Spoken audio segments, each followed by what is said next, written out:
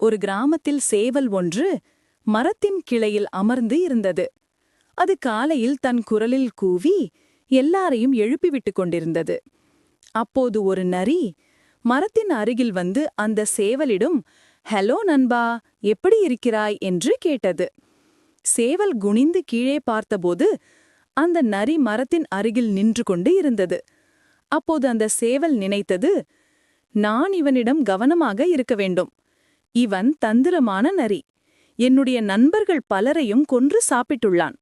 எனவே நான் தான் என்னை பாதுகாத்துக் கொள்ள வேண்டும் என்று எண்ணியது. சேவல் அந்த நரியை கண்டு கொள்ளாமல் இருந்தது. ஆனால் அந்த நரி சேவலிடம் மீண்டும் பேச முயற்சித்தது.